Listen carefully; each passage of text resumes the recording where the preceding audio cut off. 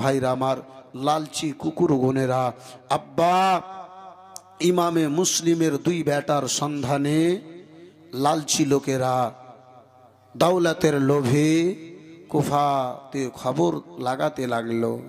দুটো বেটা কাজী শরঈর বাড়িতে ছিল। বেরাদার মুসলমান, কাজী শরঈ মনে মনে চিন্তা ভাবনা করলেন, যেই পাপী জালিম একজন আওলাদে রসুলকে দাফন করতে পারল না, যার জন্য একটা কাফনের জন্য কাপড় জুটল না, সেই তিনারি বেটাকে সেই জালিমও যদি পায় তো হয়তো তিনাকেও শহীদ করে দিতে পারে। সেই দিন রাত্রে একখানা কাফলা মদিনার দিকে কুফা থেকে জানেওয়ালা ছিল, তাদের সঙ্গে আলোচনা করলো, কথা করলো, হে কুফার লোকেরা, দুটো ছেলেকে তোমরা নিয়ে যাও, এই দুটো ছেলেকে রাত্রিবেলা তোমরা ওই কুফার দিকে নিয়ে যেয়ে, কুফা থেকে নিয়ে যেয়ে তোমরা মদিনায় তিনাদেরকে ছেড়ে দিও। আব্বা আমার, ভাই আমার, বন্ধু আমার, বেরাদার মুসলমান, এখন পর্যন্ত মোহাম্মদ ইব্রাহিমের নিকটে আব্বা জানের শাহাদাতের খবর নাই, আব্বা শহীদ হয়ে গেছে এই খবরখানা নাই। রাত যখন গভীর হয়েছে, মোহাম্মদ ইব্রাহিম বারে বারে কাজী সাহেবকে জিজ্ঞাসা করে, চাচা যান, আব্বা জান কেন দেখা করতে আমাদের সঙ্গে আসে না? আহারে মুসলমান, আব্বা জগতে বেঁচে আছে কোথায় যে মোহাম্মদ ইব্রাহিমের সঙ্গে দেখা করিবে? কাজী সাহেব খবর দেয় না। ছোট ছেলে, বাবার শাহাদাতের খবর যদি পেয়ে যায়, মা দুনিয়ায় বেঁচে নাই, হয়তো কান্না করবে, লোকেরা জেনে যাবে, তাদেরকে ধরে আবেদুল্লাহ ইবনে জিয়াদের দরবারে হাজির করে দেবে। আব্বা আমার, ভাই আমার, বন্ধু আমার, বিরাদার মুসলমান বাবা, ওই কাজী সাহেব রাত যখন গভীর হয়েছে, কুফার লোকেরা যখন আব্বা ঘুমিয়ে গিয়েছে, গভীর রাত্রে দুটো ছেলেকে শব্দ দেয়, বলে, বেটা মোহাম্মদ ইব্রাহিম, লাডেলা তোমরা একটু উঠে যাও বেটা। রাত্রি বেলাতে দুটো ছেলেকে আব্বা জাগানো হলো। ঘুম ভাঙা মাত্রই বেরাদার চোখটা খুলেছে, বলে, চাচা যান, আব্বা কি আমাদের সঙ্গে সাক্ষাৎ করতে এসেছে? চাচা, আব্বা যান কি আমাদের সঙ্গে দেখা করতে এসেছে? চাচা, চাচা যান কোনো খবর বলে না, ওই কাজী সাহেব কোনো খবর দেয় না। বন্ধু আমার, বেরাদার বয়সের সামনে কেরাম বাবা জীবন ভাইরা আমার, দুটো বেটার হাত ধরে ঘর থেকে বাইরে করলো, বলে, বেটা গো, তোমরা যেন মুখে চোখে একটু জল দিয়ে দাও, পানি দিয়ে দাও, ঘুমের ভাব যেন দূরে চলে যায়, ঘুম যেন তোমাদের নিকট থেকে দূরে চলে যায়। মুসলমান বাবা জীবন ভাইরা আমার, আপনার মুখে চোখে জল দিয়েছে, পানি দিয়েছে। বন্ধু আমার, বেরাদার বাবা জীবন ভাইরা আমার, ওই দুটো ছেলে এ জীবনের শেষবারের মতো বাবা আদর দিয়ে, যেহেতু জান্নাতের ফুল আওলাদে রসুল, ফাতেমার গাছে, ফাতেমার বংশে ফোটানো ফুল, এই বেরাদার বাবা জীবন ভাইরা আমার, তাদেরকে আদর দিয়ে, প্রেম দিয়ে, মাথায় যেমনি হাতখানা কাজী সাহেব রাত্রি বেলাতে রেখেছি, মোহাম্মদ জানো বেরাদার মুসলমান, তার হাত রাখা দেখে কেঁদে কেঁদে বলে, চাচা যান,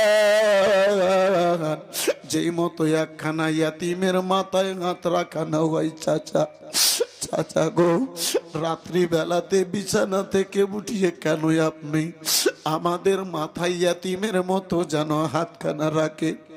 চাচা যান, এতদিন পর্যন্ত আমরা মা হারা ইয়াতিম ছিলাম, চাচা, আমরা কি বাবা হারা ইয়াতিম হয়ে গেছি? বাবা হারা ইয়াতিমের কবর কানা, এই কথা কানা যখন হযরতে মুহাম্মদ ইব্রাহিমের মুখ থেকে বেরিয়েছে, কাজী সাহেব দুটো ছেলেকে বুকে জড়িয়ে ধরে, আব্বা জান আমার, কেঁদে বলে লাডেলা দোলারা মোহাম্মদ ইব্রাহিম, বলো বলো লাডেলা, কি করে তোমাদেরকে আমি কোন মুখে বলে দেব বেটা, আজকে থেকে তোমরা বাবা হারা ইয়তীম হয়ে গেছো। আব্বা জানের শাহাদাতের খবর দুটো ছেলের কানে এসেছে। গভীর রাত্রে আব্বা আব্বা বলে চিৎকার করে কান্না করতে লেগেছে। কাজী সাহেব দুটো ছেলের মুখে হাত দিয়ে বলে লাডেলা দুলারা, কলেজার টুকরা বেটাই আমার, শুনো গো, তোমাদের মুখের কথা কানা যদি জেনে যায়, শুনতে পাই, তাহলে তোমাদেরকেও গ্রেফতার করে নেবে বেটা। দয়া করে তোমরা নিজের মুখের শব্দ খানা বের করিও না। আরে মুসলমান, যে কুফাবাসীর লোকেরা আহলে বাইতের জন্য জান দেওয়ার ওয়াদা করেছিল, সেই কুফাতে ছোট ছোট ছেলেদের পর্যন্ত জোরে কান্না করার পারমিশন না। মোহাম্মদ ইব্রাহিম হিচকি তুলে আব্বা জান আমার শব্দকে বন্ধ করে কান্না করে বলে, চাচা যান, চাচা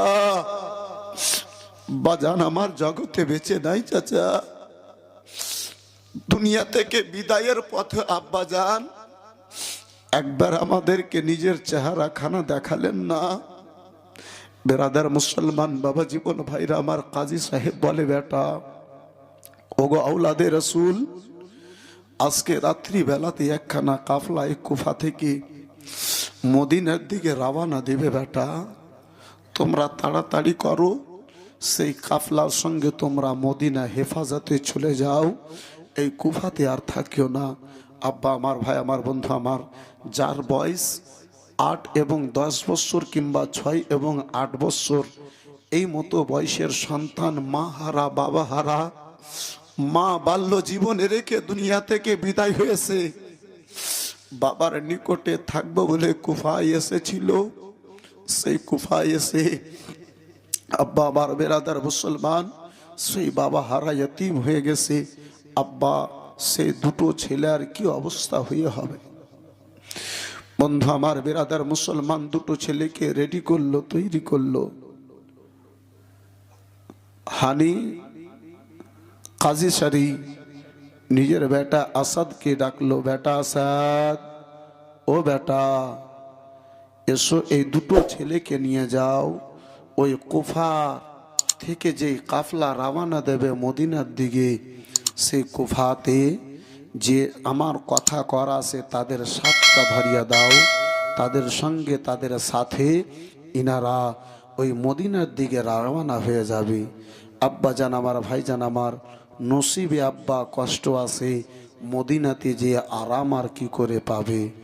ওই কাজী সারি অল্প কিছু টাকা সঙ্গে দিয়ে দুটো বেটাকে গভীর রাত্রে, অন্ধকার রাত্রে, বেরাদার মুসলমান দুটো ছেলেকে আপনার ওই কুফা থেকে মদিনার জন্য আব্বাজি আমার রওনা করিয়াছে।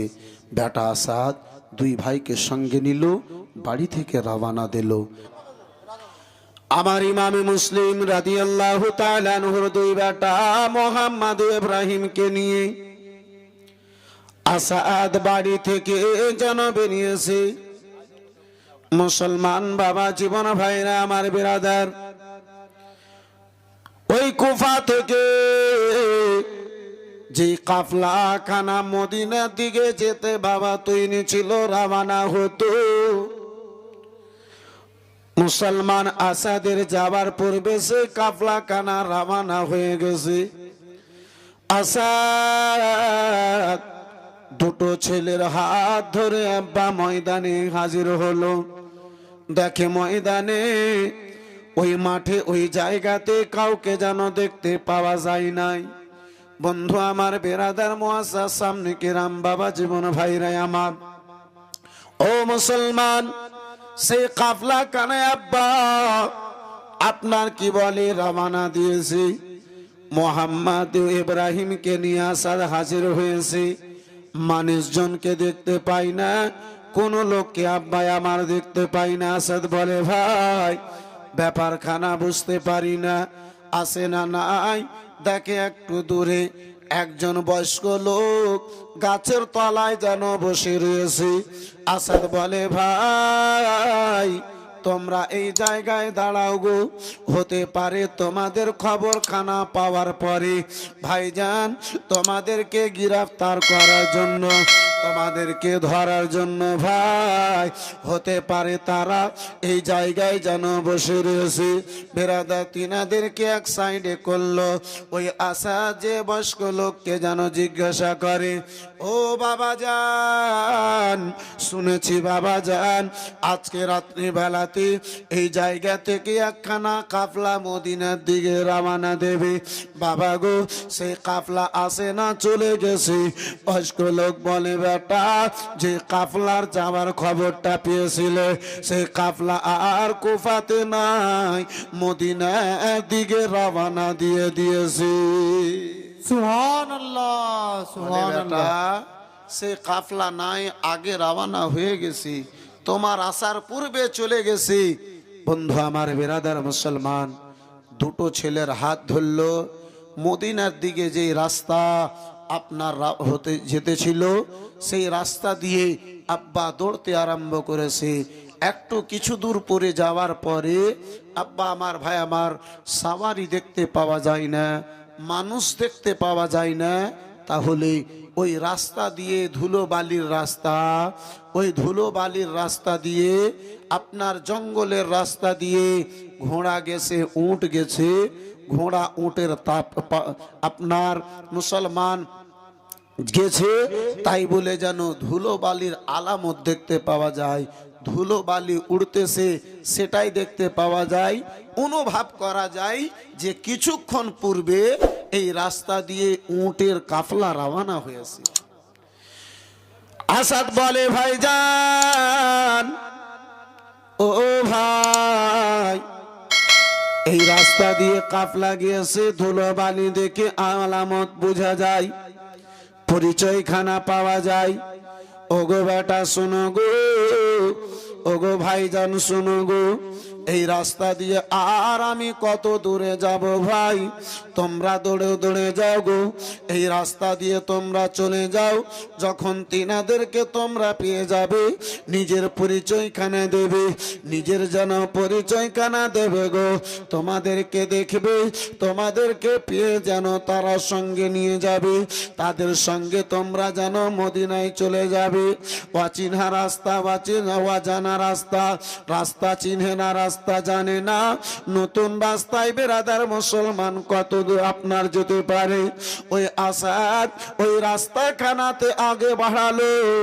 আসাদ নিজের বাড়ির জন্য বাবা ফিরল, অল্প কিছু দূরে গিয়েছে, কাফলা পাওয়া তো দূরের কথা, আপনার ধুলো বালি পর্যন্ত আর দেখতে পাওয়া যায় না।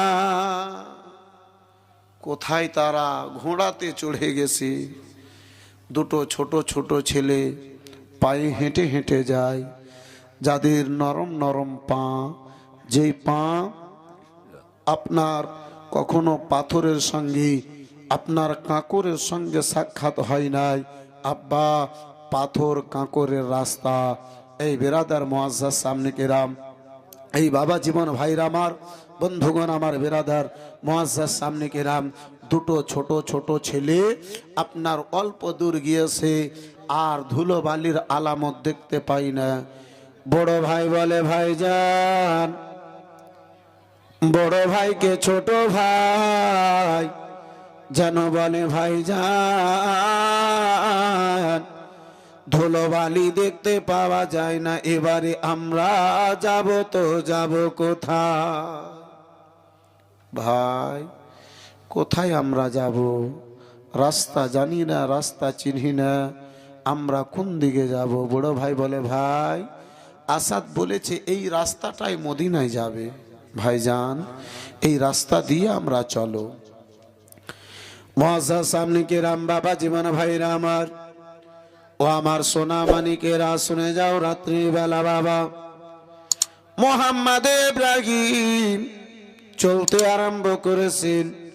অল্প কিছুক্ষণ সময় চলার পরে, আপনার কিছু সময় চলার পরে ছোট ভাই ইব্রাহিমকে মোহাম্মদ বেরাদার মুসলমান শব্দ দিয়ে বলে, ভাইজান পাথর লেগে কাঁকড় লেগে পায়ে যেন ব্যথা করতে আরম্ভ করেছে, ভাই পায়ে ব্যথা করতে আরম্ভ করেছে, আর যেন আমি চলতে পারি না।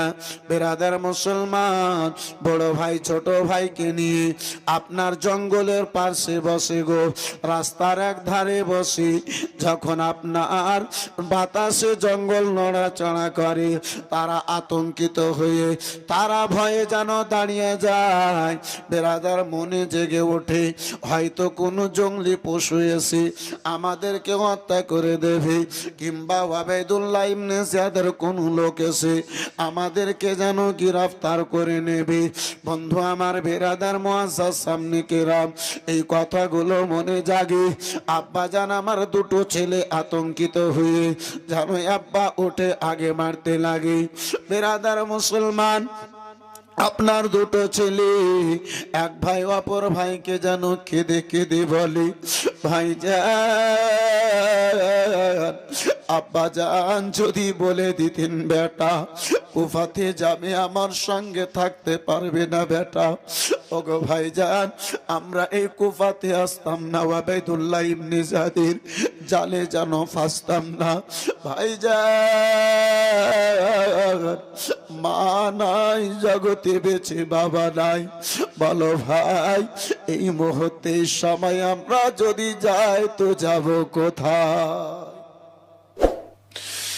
দুটো ছোট ছোট লানেলা দুলারা কলেজা টুকরা আওলাদে রাসূল মুসলিম ইব্রাহিম, মোহাম্মদ ইব্রাহিম, বেরাদার বাবা জীবন ভাইরা আমার, বড় ভাই ছোট ভাইকে বলে, ভাই চলো এখনো আমরা কুফাতে, আর কুফাতে থাকানো যাবে না। মুআজ্জাজ সামনে কেরাম অল্পক্ষণ আবার চললেন, পায়ের ব্যথা আব্বা কাতর করে দিয়েছে, পায়ের ব্যথাতে আর চলতে পারেন না। অন্ধকার রাত্রি রয়েছে মুসলমান, কখনো পাথরে পা লাগে, কখনো কাঁটাতে পা লাগে। ছোট ভাই যখন মুখের ভরে পড়ে যায়, বড় ভাই তিনাকে ধরে উঠিয়ে বুকে লাগিয়ে বলে, ভাইজান ভাই চলো চলো একটু তাড়াতাড়ি করো, চলো ভাই, যদি ওবাইদুল্লাহর কোন লোক আমাদেরকে দেখতে পায় তাহলে আমাদেরকে গ্রেফতার করে নেবে, ধরে নেবে। জানের ভয়ে যদিও পা, বেরাদার মুসলমান আপনার ব্যথা করে, পা ফেটে রক্ত ঝরে, অথচ বন্ধু আমার জানের ভয়ে দুই ভাই চলতে আরম্ভ করেছে। বাবা জীবন ভাইরা আমার, বেরাদার কোথাও বসে, কোথাও যেন চলে, কান্না করে, এক ভাই অপর ভাইকে বুঝাই, এই করে সারা রাত যেন আব্বা চলতে এনেছে। সকাল যখন আব্বা হওয়ার সময় হয়েছে, রাত্রির অন্ধকার যেন আব্বা যখন কেটেছে, আকাশে সূর্য যখন আব্বা জান আমার বের হবে, সামনে একটা গ্রাম দেখতে পাওয়া যায় গো। বড় ভাই যেন বলে, ভাই আসাদে বলেছিল এই কাই রাস্তাখানা মদিনায় যাবে, ভাই সারা রাত চলেছি, আমরা মুসিবত থেকে উদ্ধার পেয়ে গেছি। ও ভাই দেখো দেখো ভাই, সামনে যে গ্রামখানা দেখতে পাওয়া যায় সেটা হলো নানা জানের সোনার মদিনা। ভাই আমরা মদিনা চলে এসেছি, তাড়াতাড়ি করো। সকল ব্যথাকে ভুলে শরীরের সকল শক্তিকে লাগিয়ে দুটো ভাই দৌড়তে দৌড়তে আব্বা সেই গ্রামের নিকটবর্তী হয়েছে। বেরাদার মুসলমান, মোহাম্মদ ইব্রাহিম যখন গ্রামের পার্শ্বে গিয়েছে, দেখেন যে সোনার মদিনার আকাঙ্ক্ষায় মোহাব্বতে দৌড়তেছিলাম, সে এটা মদিনা।